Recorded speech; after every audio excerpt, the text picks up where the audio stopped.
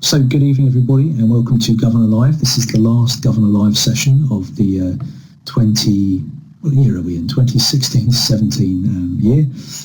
We've been doing this for 3 solid terms now with a full programme, and this is the last session before the summer break, and this is quite a different session. You're fortunate enough to be, if you're watching the recording, you missed out because actually being here is going to be hopefully quite interesting. We're going to do some analysis of some interesting data regarding thinking about academisation and making an informed decision around that.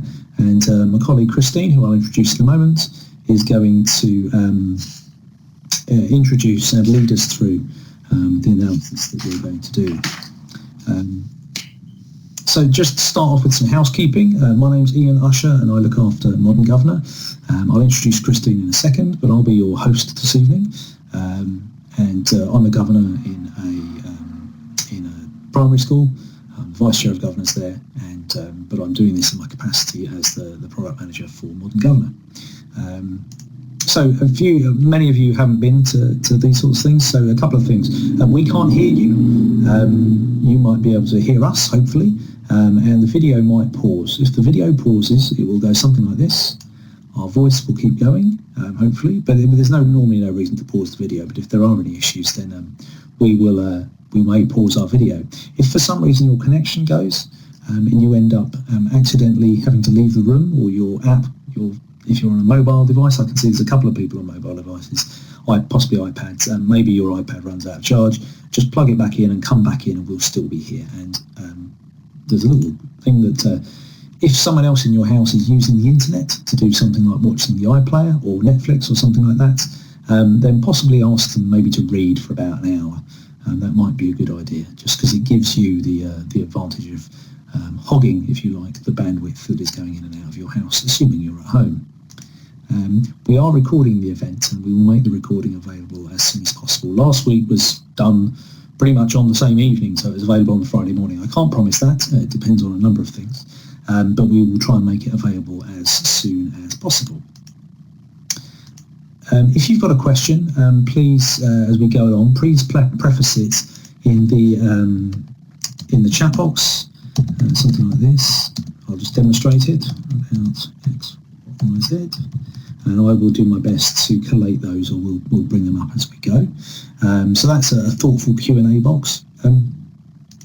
We will have a time for questions after the presentation. This is slightly much more of an interactive presentation rather than just maybe 20 minutes of slides tonight. And we will have a brief time when Christine will introduce some stuff, but we're actually going to go through and try and really make sure that you're involved as part of this session. And we do aim to conduct ourselves in a governing body meeting, which just means, being respectful, listening to other people, not speaking when you're spoken to, but all those sorts of good stuff that you do, and bearing in mind issues of confidentiality. So if you are sharing something about your own setting, the maxim I always say is, imagine you were talking about this at the school gate, in the playground, maybe before the start of the day with another governor. How would you phrase that? You might talk in slightly abstract terms, but do bear that in mind. You'll see that when you type a question, your surname has been removed. You probably registered with a full name, but your surname isn't there because it's quite easy to Google, Ian Usher and work out which school I'm a governor at, or go to Edubase or something like that. So there's a reason for that, and it just makes it, because the recording will be public, so it's quite important that we are circumspect and appropriate. So tonight's presenter, I'll just hand over to her in a minute. Christine Bayliss is the founder and director of BECS. She's a former chair of governors, and she's been involved in overseeing the transition to a successful MAT. She's also a trustee and a board member of the Aurora Academies Trust. She's done quite a bit of work in the DFE as a civil servant to do with academy policy and the kind of delivery of free schools across the country. She's based in Bexhill in the southeast of England. And I'm going to hand over to her in a minute. It's going to be slightly different this evening. If you've been to other Governor Live, sessions, it is quite different. Christine will do a bit of an introduction to where we are, but I'll hand over to her just now, and we'll see as it goes. I will pop up at certain times to explain how certain things are going to work. There will be several breaks when we're asking you to do things, but stick with it. If you've got any questions as we go along, the thoughtful Q&A box is there to ask the questions. And I will do my best to answer them if Christine's speaking at the time. So let's hand over to Christine. And I will stop my video and pause my microphone as well. Christine. Okay, good evening everyone. It's really nice to see so many of you participating in this, what is going to be this final session. And as Ian said, when we were doing the autumn considerations for conversion, we did look at, we did talk about SWOT analysis. And I know that several people were quite interested in the whole idea of doing a more objective analysis. And so what we're going to do tonight is actually going to work for a real live example, which I'll talk you through. As I say, it's really good practice for governors to make an assessment on an annual basis around conversion, or whether to remain and maintain school, or indeed if you might have already converted, be a standalone academy, and you might be deciding about whether this is the right time to make that step up to lead a MAT or join another MAT. This SWOT analysis allows you to take an objective decision. What's in the best interests of your children? And converting to an academy status is like a marriage without the possibility of divorce. I possibly would change that if I could, but I can't. So it's really important that you get the decision right and you look at all the options in an objective way. Now, option appraisal, we've tried to use a SWOT analysis to help you do this, because most people are familiar with SWOT: strengths, weaknesses, opportunities and threats. We've got We've got 4 criteria we look at: 2 internal, which are around academic standards and a self-assessment of the school; internal resources, and we're looking at the financial position, and also the human resources that you've got within the school, because that can impact and make an impact on your decision and your assessment. Normally we would usually rate those in terms of strengths and weaknesses, but obviously there are opportunities and threats associated with those 2 criteria. The second batch are external criteria: the capacity of the local authority to support their schools. We look at that, and the external pattern of provision in your local area. So, how many schools are still maintained in your area? What are the makeup or the split of schools in your particular area? Now, to do this in a meaningful way, we decided to take a real life anonymised example. We've changed 1 or 2 things about it, so it is really anonymous. But we have actually asked a real head teacher to supply some of the information. We've asked a real school business manager to supply some information that you're going to look at. And I've done the sort of assessment around the provision in the local area, as I would do if I was running this exercise for a governing body. So what's going to follow is, as I say, a real live example, and we hope you'll join along and give us your views on the various different bits as they come up. Now, the school that we've chosen is Anytown Infant School. It's quite large, actually. It's got 263 pupils, which is large for an infant school. It's got 3 forms of entry. It is a maintained Church of England school, so it has a Christian ethos. It is full. It has appeals this year on the admission, so it's a popular school. It's Ofsted rated good, and the head teacher has been post for a number of years now. There hasn't been, it's been quite steady leadership in the school. So, as I say, a well-established infant school somewhere in the south of England. Now, if we move on to the aims and objectives of the school, we can see that this is a sort of typical Church of England school. It's very inclusive, and it's got an open curriculum. It encourages autonomous learning. They aim to develop a stimulating environment for their learners, and they want to develop an understanding and appreciation of the world in which they live. So very much what you would expect to see from a Church of England good school. We've asked the head teacher to undertake a sort of self-assessment and to apply that information. And this is the sort of thing that if you were running a group within your school that you might start off with. The school has peaks and troughs in its attainment or outcomes over the last few years. And this has caused the local authority to challenge the school. They've had some input this year. So it was rated at the beginning of this academic year as requiring improvement. They've taken on board the training and development that the local authority have provided, and now is the local authority rate the school as good. The school's brought in its own school improvement partner to, as I say, shake things up a little bit, working with the school leadership team. There are some real strengths in the school. The early years provision is very, very good. And two of the members of staff have actually been out and been delivering coaching and school-to-school support, which is very good. Inclusion is another strength of the school. I should have perhaps mentioned at the beginning that there are a number of Eastern European families who subscribe to the school, and so English as a foreign language is a key challenge opportunity. Teaching is good, and professional development is moved onto this coaching model of support.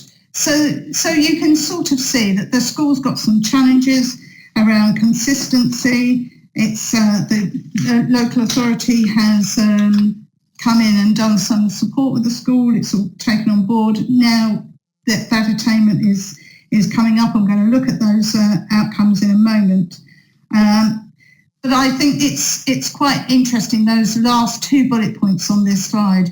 It talks about the recruitment of governors with the necessary skill sets being a challenge, and the fact that the school itself recognises that before they go out and help others, they actually need to sort of put the oxygen mask on ourselves first. And I think that's quite telling in terms of the confidence to be really outward looking and be a system leader. So moving on to academic standards, as I say, the early years is particularly good. The ELA children progress is outstanding, and outcomes are good in the early years. Year one, better than expected, and EA here is good. This is the year group where there have been some issues. The children, the starting point was expected, and there was a differentiation between girls and boys, which is beginning to be evened out. But now that the progress is getting better, EAL again is good, which is why it is a strength of the school. And the outcomes in year two are expected. So this is the year group that's just about to move off into the junior school. So that gives you a sort of pattern and a picture of the internal standards and what the head teacher is saying about the particular school. So we're going to move on to Ian now, who's going to talk us through this next bit. So what we're going to do tonight is we're going to look at each. So bearing in mind that we're doing a SWOT analysis. So what I'm going to do is I'm just going to spin back through these, and what I'd like you to do as we're going through is have a look at these slides. We'll move on to the next one in a moment, and I'd like you with your governor hat on to look at this, and I need you to have you in your mind thinking about this area of academic standards. Do you think that there are strengths here? Do you think there are weaknesses, opportunities and threats? Now, as Christine will tell you, the internal stuff is normally a strength or a weakness, and it's rarely an opportunity or a threat.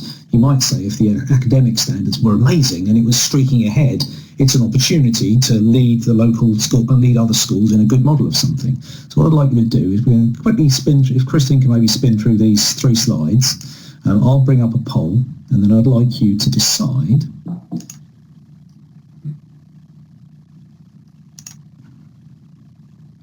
if you think, putting with those three slides, what do you think are in here?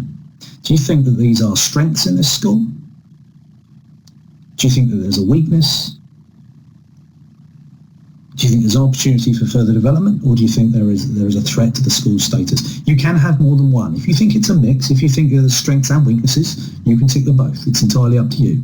But it will give us an idea if you think this is a particularly strong area for this school, and do this with your hat on, thinking about your own school, because what we're trying to model here is a process you might go through with your school if you're looking at becoming an academy or not, and making an informed decision.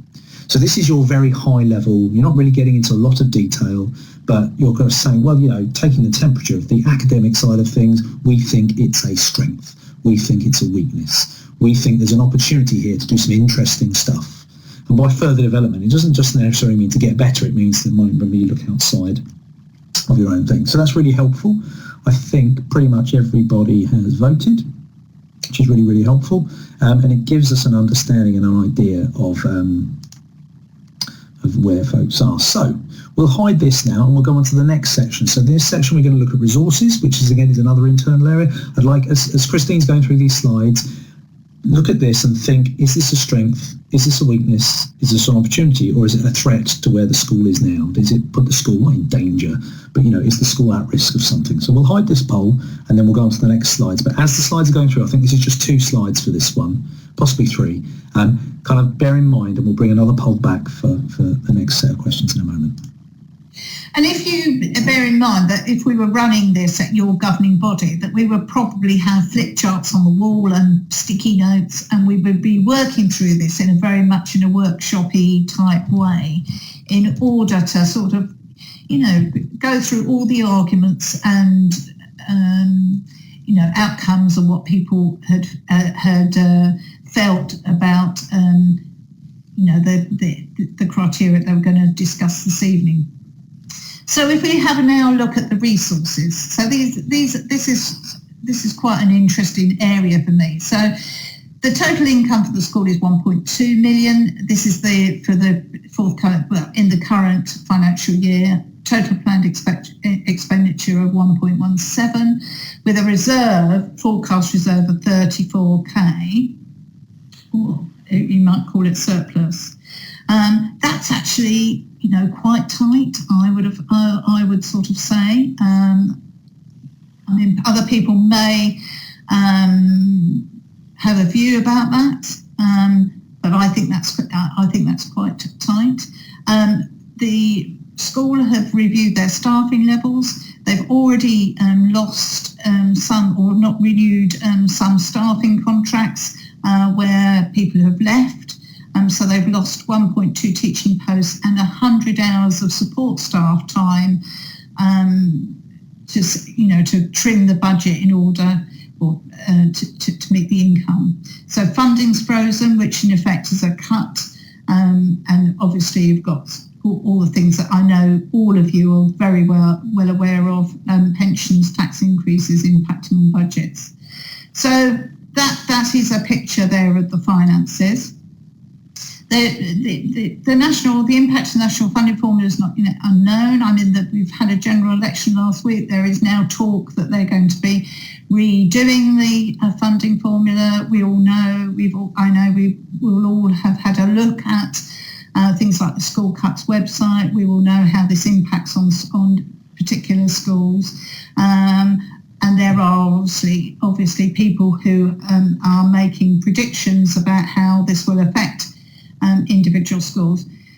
But it's likely now that there will be some sort of mitigation of any sort of losers. Oh dear, I've lost my slides. They're gone. Right, okay, thank you. And the business rates for the school just going up by 100%, which may be impacting on your school, may not be. So the budget is under quite a bit of pressure.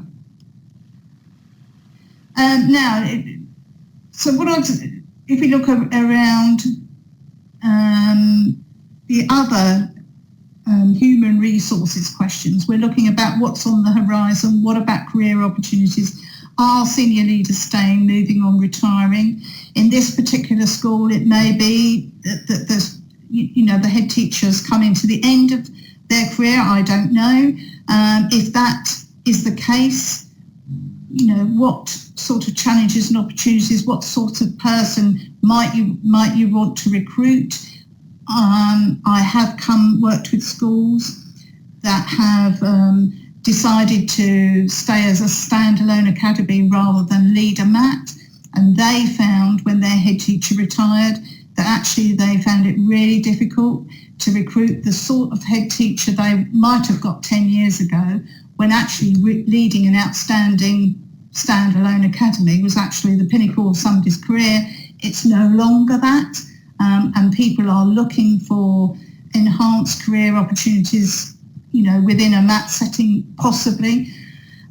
So you need to have done all of that horizon scanning, which in this case we can't, it's difficult to sort of tell, but you will know in your own mind, your school, how you would mark that up, and that might affect how you would then assess strengths, opportunities, weaknesses, threats in relation to internal resources.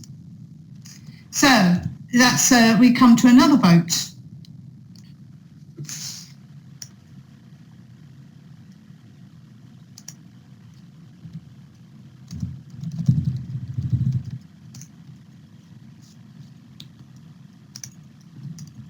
And again, this is the similar sort of process that you would look at in your own situation if you were on the resources committee, the budget committee, whatever it is, however it works in your school. You'd have the inside track on this. But folks are asking questions about details of this school, and the sort of details we don't have.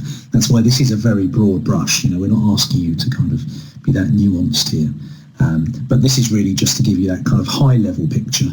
And it might be the sort of, if you think about possibly joining, if you've been following any of the stuff we've done on academisation and thinking about it, it's the sort of stuff that if you were to join a MAT, the MAT would do due diligence back at the school that's going to join them. So they would be asking those sorts of questions of your school if you were the one wanting to join another MAT. But thanks for filling that in. I'll hide that. We'll go on to, hopefully you're getting the flow of this now. So do pay attention to the next couple of slides. We're going to be looking at the local authorities support now, which for many maintained schools is quite an important, I wouldn't say a crutch, but it's a really important, to have that backup, to have that local resource and that knowledgeable local knowledge tautology there. But if you know what I mean. So I'll stop now and we'll move on to the next slide.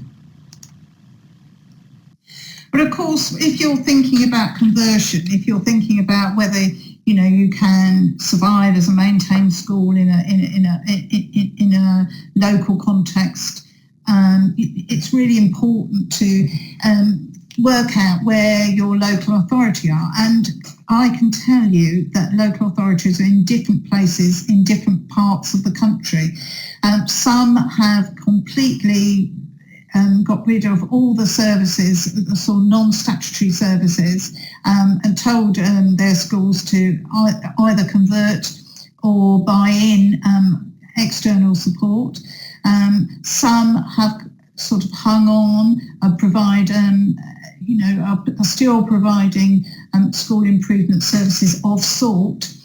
So it's really, really important that you understand where the local authority is and where it wants to go. And it might be, if you were doing this work if you set up a working party, which I notice some of our participants have done, that might be some sort of, those may well be the sorts of questions that you would want to know. Where are we now with the local authority? Where does it want to go? What are the politicians saying about education services? Do they want to bring it right back to the sort of bare necessities, or are they still wanting to support their schools? So this particular school, we asked the head teacher what her view of the capacity of the local authority was, and she said that the external validation and challenge works really well, but that she sees that there are some issues. So the local authority is actually in the process of reducing its capacity, and without you can read between the lines here, but there is some concern from heads about the quality of the remaining support. So if you like, some of the more capable or more well-respected advisors are actually gone off and are working as consultants now privately, or working with particular schools, or indeed working with MATs on either a part-time or full-time basis. So this is her view or his view of what is happening in the local authority. Having reduced the support, reduced the capacity, it's much more likely now that they're going to refocus what support they do give on the more vulnerable schools. And we know this is not a vulnerable school. All of you rated the standards being quite good and the strength of the school. So it's highly unlikely that the local authority, if it is going to offer support, is going to offer to this particular school. And so therefore, this infant school will have to go to market and contract in a school improvement partner, which it already does, for other bits and pieces. Now, you could argue that there are other ways, to get that support. If you were part of a MAT or part of a federation, for example, if you wanted to stay as a maintained school, you could do inter-school support. So with that information in mind, let's see what you think about the strengths and weaknesses of the local authority support.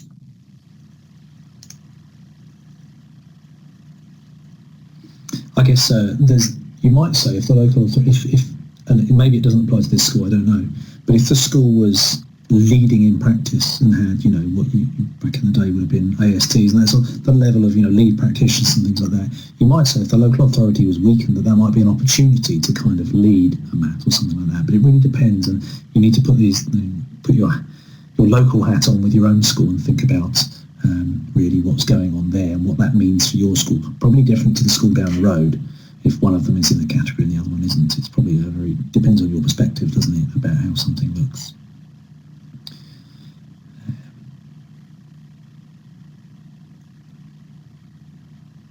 And obviously, if you're doing this for your own school, you need to be able to take an objective view as best you can of the local authority's provision. Of course, if the local authority isn't, before looking after Modern Governor, I worked into school improvement services in local authorities for 15 years. So I'm aware of the cycles and the ups and downs and the way in which different local authorities are held in esteem or not by the schools that are in there. So you need to obviously bear in mind your local context and think about that. Absolutely.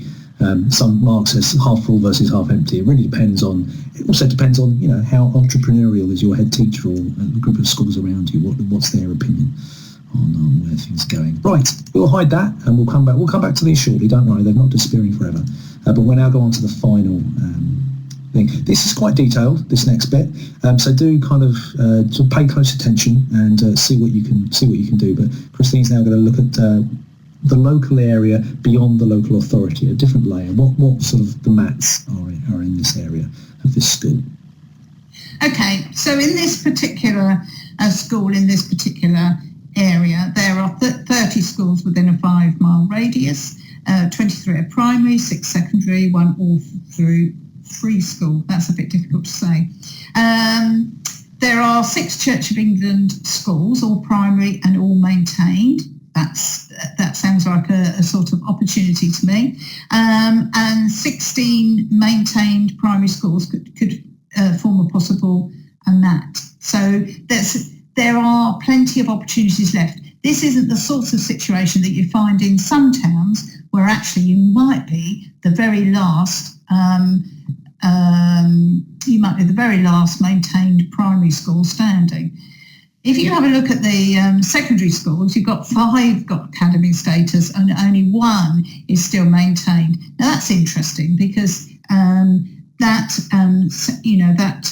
the options or opportunities for that school are actually quite limited, and they may be looking to see if there are other maybe other schools that they might want to join in with, or possibly they would want to work with their feeder primary schools. So there's a good pattern there of quite a lot of opportunities, and you're certainly not. I wouldn't think that you were in a sort of situation where you were up against a wall, being pushed into converting. There's this isn't the sort of situation where you really would be the last person that hadn't converted to academy status. Okay, so having looked at that sort of pattern of provision, and of course, if we were doing this for real with your school, and we were running a workshop, we'd have a big map on the wall, and all of this would be all mapped out, so you could actually see where these schools all were. There may be a sort of motorway running down the middle of it between the two sides, things that might automatically sort of make some schools more likely neighbours or partners than others. But as I say, this is an anonymous exercise, so we haven't done that. But if it in a real life exercise with a real life governing body and a real life school, we would certainly produce a large map which would show you the pattern of provision. And then if we have a look at the maps that are already existing in the local area, this is quite interesting. And so I'm going to sort of look at these. Then we've got a national mat, which has got actually a sort of Christian roots in founding principles. So although its title wouldn't suggest it, when you look at the Articles of Association, you can see quite clearly that there is a Christian ethos and there are Christian members on the Board of Trustees. There are a national map, there's 46 nationally, 2 in the local area, 2 schools, 1 secondary, 1 primary. They have a set of values. Now, if you notice, for all of these on this line, I have condensed their values and ethos down into sort of lists, because I think it's really important that people look at maps in terms of what matches up with their current ethos, their current values, and they can be quite different, as we'll see. This particular map has good record in terms of Ofsted. It provides robust challenge and support to the governing body. If you were doing this exercise in your own school and you were looking at a particular mat, you can find in each Ofsted report there is a little section that will tell you on governance, and it's usually under leadership and management, which tells you what the view is of the inspector of the MAT support for a particular school, and so that's really important to have a look at that. The next one is a local MAT. It's got no religious affiliation. There's 6 schools in the MAT, all primary, 2 are within the 5-mile radius. Again, they've got values, but they don't accentuate the sort of Christian nature, obviously, because it's a secular MAT. Now, if you were to instigate conversations with this local MAT, one of the first questions you would ask would be whether they would accept a religious school or a church school within the MAT, and whether they would alter their Articles of Association to make sure you would be guaranteed protection of your ethos and your Christian characteristic. So that's, again, really important to bear in mind. So again, looking at an Ofsted for one of those 6 schools, the trust has obviously got quite a good record in supporting schools. So yeah, that's an interesting example. Then we got another national MAT. Again, no religious affiliation. It's 1 secondary school. Now this is a sponsor MAT, and this secondary school was obviously at some stage in sort of challenging circumstances, and the MAT was asked to take this school on. As I say, this is probably, again, they're very sort of secular values. But the trust is obviously, an experienced trust at turning around schools. And if you look again at the various different Ofsted reports, you can see that in the sort of small section that you'll find in each Ofsted report on the support that the MAT will give. Again, I probably isn't the right fit for this particular school. So then we move on to another MAT that's operating locally. So you've got the local university MAT. Now this is a MAT that came out of a school of education in a local university. So the local university says that it supports 600 or works with 600 partner schools across this particular area of the UK where this church school that we're looking at tonight is based. Again, it has no religious affiliation. But the MAT is very small and it's very new. It's only got nine schools. Just one is in the local, in the 5 mile zone. It's aspirational, it's inclusive, collaborative, there's dynamic. And that's quite an interesting values there, because they are very much the sort of values around what you would expect a school that was really into continuing professional development. I couldn't find an Ofsted report for this particular trust, but given that the School of Education is well thought through and well thought of and has a good rating, I think you could say that you would expect some pretty decent development and support. And then finally, there's this diocesan MAT. Well, obviously, this is a Church of England school. It's got to be sort of like, a possibility.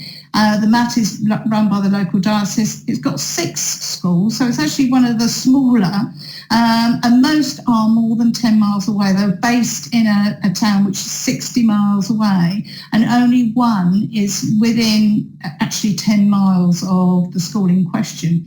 But given the fact that we know that there are a number of other Church of England schools within this particular town that might be interested in becoming a new cluster of academies within this MAT, that's certainly worth looking at. The values and ethos are really, really good fit. School improvement services are not promoted on the MAT website, and we couldn't see again any information about how it's supporting its schools.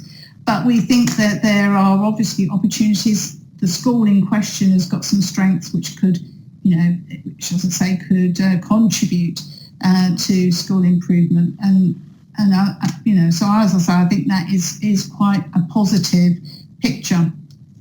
So there you go. That's the local provision.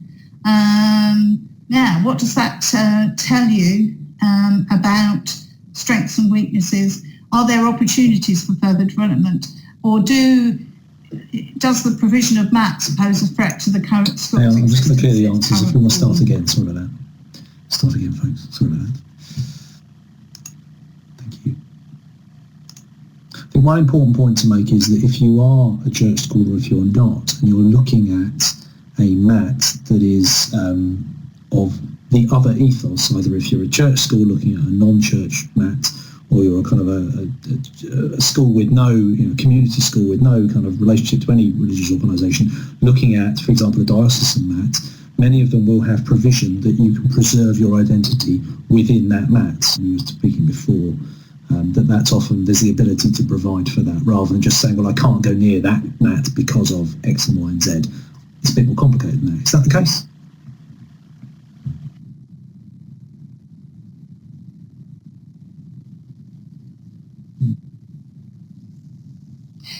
Yeah, if you look at ARC, for example, they've got got more than one or two church schools in their MAT, and they have as part of their Articles of Association, quite clearly protect those particularly, where there is Church of England diocese Right, so they do. What we'll do is we'll go on now. Now, what I'm going to do is a couple of things. We're going to change the layout a little bit. We're going to show you the results of what you've done for this particular school. What I'm going to do is close the polls, so we're not going to. We'll just end the polls here so we can see what people have done, and hopefully you can see. And again, look at this through the lens of your own school. You've got access to the academic standards and the finance and the resources. You're going to have access to that as a governing body. It's probably, you would have had a report on it, I imagine. You should have done. If not, you probably need to ask some questions. But actually, you can find out what the local LA provision's like. Christine, could you just very briefly outline how you went about finding out about local maths? How does that physically work? Was it like Googling? Was there something slightly more structured? What is it you do how would a school find that out if they didn't already know?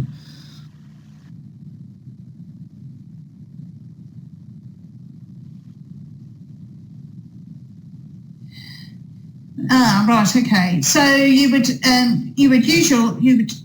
put your school in, and then you would look at or you would search for a 5-mile radius for all the schools within that area. List all those schools, and if you go on to Edubase and you can work out whether they're what status they are, whether they're maintained or academy status. And then once you have worked out the academies, then you just need to just work the way down the list and see whether those academies are part of a MAT or they're standalone. If they're part of a MAT, you make a little note about that, and then you check that MAT website. And on the website, you can find out all sorts of information like the scheme of delegation. And the stuff that we've done previously in previous sessions where we've talked about the scheme of delegation being really, really important. And if we had a bit more time and a bit more, a few more slides, we could have looked at all of those MATs and looked at their scheme of delegation and come to some sort of conclusion about what that scheme of delegation was. So, for example, you've got everything, you have schemes of delegation which set out arrangements which, it's a loose grouping of 6 or 7 schools who all keep their own budget, all decide their own school improvement with one possibly, person who's nominally the CEO of those 6 schools, right the way through to a situation where you've got CEO, you have a sort of a cluster head. Then none of the schools would have budget responsibility. The budget responsibility would all be at the MAT level. Very little delegation. So there's a sort of continuum between those 2 points. And for lots of schools, that would be a couple of questions. Jenny's asked about, is it easy to find out about the intention of the LA? Well, I guess it all depends on the LA, doesn't it? I mean, the last LA I worked in the School Improvement Service, one of the things that's probably quite useful is governors' briefings. What we used to call leadership briefings, which were termly, sometimes half-termly, and would be head teachers and chairs of governors meeting of an evening, of a morning. It was repeated 2 or 3 times across the local authority, and I think that's probably a good place to ask. Your head teacher may know that. It may be a case of asking around other head teachers, but I think your leadership briefings, if such a thing still exists, it's very presumptive, very presumptuous to say that, but those are the sorts of forums I think that you probably get a good answer there. And Mark asked a question, Christine, do you have to do a predictive SWOT about what the different outcomes? Mark, do you mean the outcomes of joining a particular MAT or outcomes in terms of future? I presume you mean about taking a particular route. I'm guessing that. Yeah. Okay. So should we include in the SWOT what it would mean, for example, for a church school to join a non-church C of E MAT, or vice versa, or to say we're joining one we're the only secondary school in a MAT of primaries, for example, and it's unlikely to happen, isn't it? But is there does that need to be factored in? Is that a bit more sophisticated? Obviously, what we're doing here is very simple, but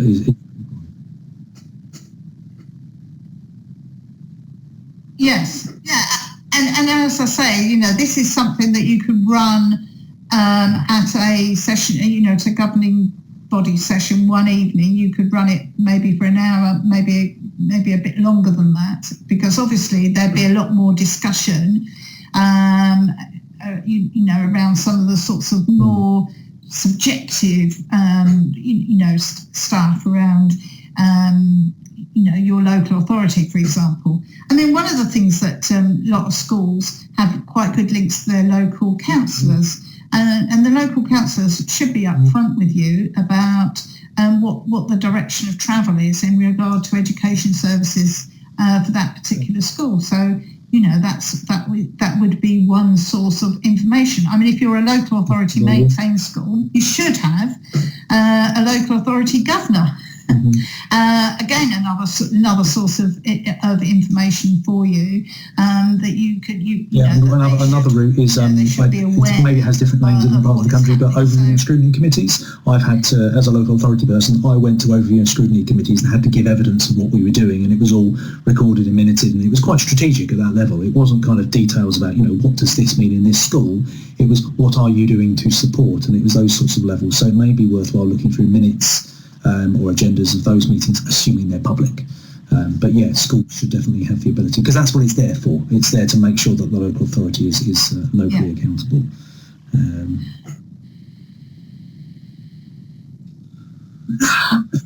of course, this is, as I say, this is how the local authority is supporting your school, and the head teacher's view on all of that will be absolutely crucial. And I wouldn't for a moment think that they wouldn't have a view on whether it was a good thing or a bad thing, or this is going to happen or that's going to happen, which you need to factor in to your sort of final decision making. I mean, if your head teacher was very disappointed that their local authority support wasn't going to be there in the future, and then you need to be thinking in terms of, well, how is that support for the school going to happen, next year and the year after, and ad infinitum. And you can buy in as a maintained school, or you can get together with groups of schools, form a federation and do inter-school support, school-to-school support, or you can do it through the MAP model, which is the, as I say, is the government's more preferred model of doing that. But and as I say, if you talk about sort of local authorities like Portsmouth, that Portsmouth is well known that they are making a move towards shedding all the non-statutory education services. Same as in Bromley. I don't think now in Bromley there is school left that is maintained. They've all converted to academy status. So if we were up north, there are some authorities where very few schools. Mark's asked about, assuming results are good and the school situation is stable, who drives this move and why? It's a good question, isn't it? The why is very important. Is it driven by personalities? My experience of working in many, many schools over the years is that yes, everything is dependent upon a strong personality. Some things are very dependent upon a strong personality, and it may be if a school has a good model, if the schools Mark's talking about has a good model and is effective, it's in the eyes of the schools minister or the Secretary of State for Education, this is exactly the sort of school we want to be, leading other schools in a brave new mat. And there may be encouragement, someone is a national leader of education, and all those sorts of labels that get thrown around to kind of make people feel, I don't know if it makes people be important. It gives kudos, doesn't it? And actually it's about kind of saying, yes, you're just the sort of person we'd like to lead a new mat of schools. And that may be true and that may be valid, but it's about, I think, doing this analysis. The whole thing about this is being objective, isn't it? The whole thing, because actually you and I may have a view about academies, but quite frankly, I will, over my dead body, might be my view of academies. And therefore, even if the signs were right and it was clear that the school should become an academy, the personality of the chair or someone, might actually prevent that from happening. And we know that the opposite happens as well. There are people who are, very keen on academies just because they're academies and maybe don't look at that sort of data. So, and the RSC's role is very important as well. Yes, just. And just to go back to that original slide, the objective bit is here about what's best for your children, what is the right thing to do for the current pupils and the pupils that will follow on. And as I say, that may well be that you maintain status, or it may mean that you decide to convert and lead a MAT, or it may be that you decide to find a really good MAT where you can feel at home with like-minded schools and do really well. As I say, go back to that original sort of slide where this whole process has been designed to allow you to make those decisions with just looking. So what we're going to do now, we're going to do something slightly different. And again, this is a bit of stage on, and you can indulge us or not. It's entirely up to you. But what I'm going to do is do something slightly different. Christine and I are going to be quiet. We might run over by a couple of minutes. I hope that's okay, but we're going to try this. So on the screen now, and then you may, if you're on a phone, you might struggle to see this, but if you look here, down below us, you've got the slides of the data about the school. Now you should individually be able to navigate through those slides. So me changing the slides has no effect on everybody because it's not synchronized. You should be able to go through. These are the slides that Christine used as the evidence earlier. What I'd like you to do is pick a piece of information and say why it's a strength.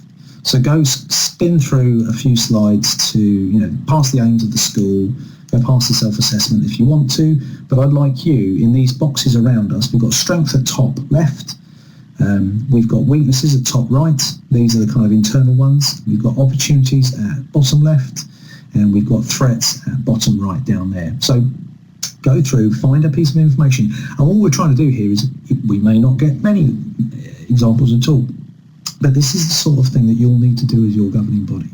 When you're looking at your own school with those kind of objective glasses on, rather than the, well, we love our school, it's wonderful, and aren't the kids, which is all true, but actually kind of removing yourself from that. So go through and have a look and find some strengths. Maybe go for the weaknesses. Maybe you want to find the weaknesses first. It's entirely up to you. And then do that sort of thing. And then imagine this was in a room with your governing board. You might have 4 flip chart pieces of paper, and you might be doing the old post-it notes or something like that. Christine, when you're working with schools and doing this, because you do this sort of thing with governing boards a lot, don't you? So how does it work? What does it look like in a room? Maybe talk us through that while people are doing this.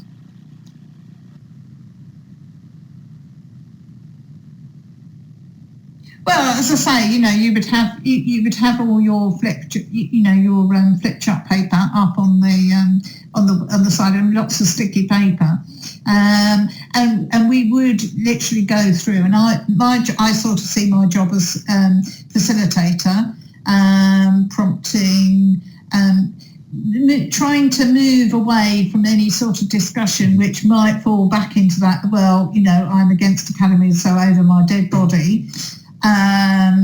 Type input to more, actually sort of looking at where we are, where we're going, what support we've got, what are our opportunities, what are neighbouring schools doing, and then fully involving the head teacher in the discussion. This is not just about sort of governors, but this is about involving the executive, if you like, of the school, so that we can come out with some sort of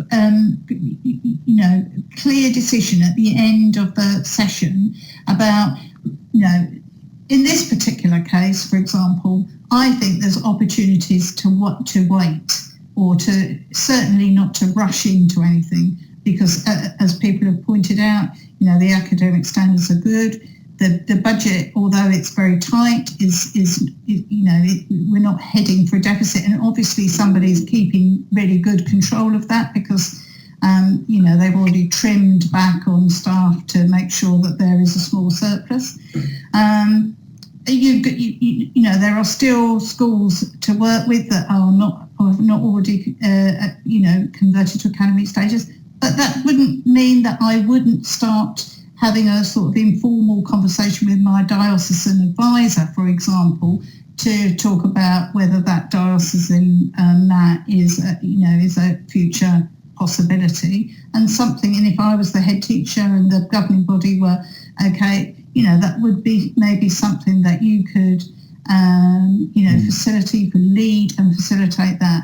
So there are opportunities for this school, but I don't think they're sort of like something that you've got to rush into in the next 6 months you could take a longer period of time. But the long term, I think, is that a school, even a large... So this is really interesting. Just have a look at, if you're busy typing, thank you so much for engaging with this. It's really, really helpful, because actually what we've got here, if you look at top left for the strengths, top right for the weaknesses, and this is about, and if you're doing this with a bunch of governors, and maybe you get senior staff involved as well, maybe of course you get senior staff involved because they innately know the school, it's kind of their bread and butter.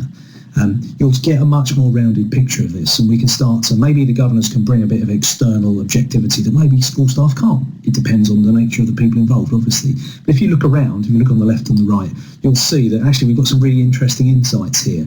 And imagine if you had all those pair of eyes looking at your school data. I hope that in terms of this school, if we show this to the head teacher of this school, which we can, but you'll get you'll be, oh, right, okay, this is an objective view of what we're doing. Maybe the answer is to go and do this for another school down the road and have a reciprocal arrangement there. I don't know. But this is, yeah. And actually, interesting, Mark says on the Q&A, a good SLT can compensate for lower levels of LA support. Absolutely. I think if you're resourceful and you know where to get support rather than just saying, well, we go to the LA or well, that's it. But it's really interesting. Thank you for really engaging with that. It's really, really helpful. I am going to move away from this screen in a minute, so I know people are frantically typing.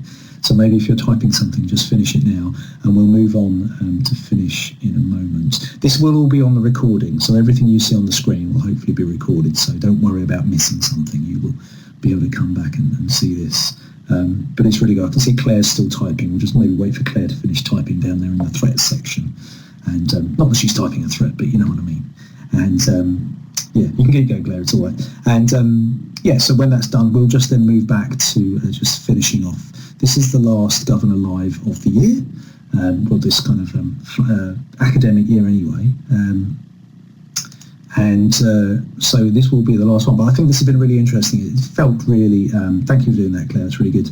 We'll now move back to where we were, which is over here. And maybe let's just go on a little bit more. So Christine, these are the options that you came up with from this is like Blue Peter work you did earlier. Do you just maybe want to, this is your take from the... Yes. Well, as I say, I think actually in my last comments I sort of talked back about, holding back from converting. I don't think there's any rush for the school to sort of go headlong rush into conversion. But I think on the horizon, there are some threats. There are some threats around school funding, about the fact that it is comparatively sort of quite a small school. We'll need some sort of external support. Yes, I accept that, the SLT can provide some of that support, but in time, as people change and people move on. I think there are opportunities through a new MAT as an option. If I were the school, I would take a more sort of longer time to analyse the situation. I would be looking at the diocese, see where they're going with their MAT, and see what opportunities there were for my good school to join, to get involved and lead a new cluster within that MAT. So that's what I, doing my Blue Peter stuff. This is one I made earlier. This is the sort of conclusion I drew by just looking at the data. So we've had questions and discussion. What we're going to do now is I'm going to quickly just, Sarah's got a question actually. Is it possible to miss the boat as if MATs stop expanding and you've missed the opportunity? While we were maybe thinking about that, Christian, I'm just going to spin through some stuff and I'm going to put up some evaluation questions and maybe you can ask that while we're going. If you're a subscriber, the competency framework, you might have seen this before, all the modern governor stuff is all mapped to the competency framework. We are at the end of this list. You can go and review those by going on the Modern Governor website and looking for Governor Live Review, and I will put a link to that in a moment. Thanks ever so much for taking part. Christine will answer this question in a moment, and then I'm going to switch over to do some evaluations. The critical thing from this slide is I've already been asked, what's happening next year, next term? If you want to get in touch, the best thing to do, and I'm not just desperately trying to get readers for the blog, it just is the most efficient way to do it. Go to that third link that says /blog subscription, moderngovernor.com/blog subscription. Put your email address in, you'll get the blog posts via email, but also that's where we talk about new Governor Live stuff. So the minute new Governor Live stuff is announced, it'll be there. You can follow on Twitter if you want to, but not everyone does that, but you will get an email with it on if you go to that third link, the one that says blog subscription. So do that. While we're doing this, Christine, if you want to answer that question, good folk, I'd really appreciate it if you'd indulge me and do the evaluations. That'd be really helpful. Thank you.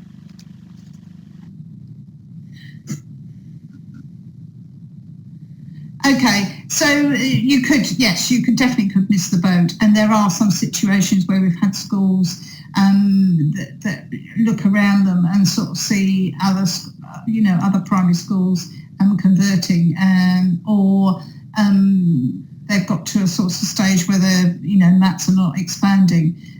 So you do need to be looking at this on a regular basis. I mean, I think you should make you should have an annual discussion about whether to convert or not, and it shouldn't be a decision that you took in 2015. We decided we weren't going to be a MAT, or we weren't going to become an academy, and that's it. You need to keep revising, and hopefully what I've showed you today, I mean, you can play around with this format and make it fit your circumstances, but hopefully what I've showed you tonight is that you can make an objective decision about what's happening in your local area, what opportunities there are, where you are in terms of your internal. Christine, could you just put your email address in the full Q&A box so people can get in touch with you? I know you do this. This is the sort of stuff you do for schools anyway, I know, but just if they've got any follow-up on this, any queries, because I know we've obviously, the questions always come. It's like when you leave somewhere and you think, oh, that's a really good question to ask as you're driving home, then it might come to you later. So if you want to email Christine, her email address is there. Thanks ever so much. I'm really pleased it worked. Took a bit of a risk, a bit less didactic than before. But I hope you got something out of it. It was really, really helpful. And it's kind of a rough model. You don't have to go away. You don't have to do it on a computer. Do it with pieces of paper. If you're in a primary school, use all the stuff that's around the classrooms, the glitter and all that sort of stuff. Do something that, suits your environment. Yes, whoever that was, yes, it could have been longer, couldn't it? But we did try it. We've actually run over by 5 minutes. And we maybe could have done this for an hour and a half, actually. But we wanted to stick with the hours that we've been doing, even though I think we did run over with one. But thank you ever so much for attending. I'm going to stop the recording a second, so I'll just do a formal finish. Thanks ever so much for attending. It's been really good to see you. And if you go to that /blog subscription link, you'll hear from us the next time we're running something. So thanks very much for attending and have a good summer.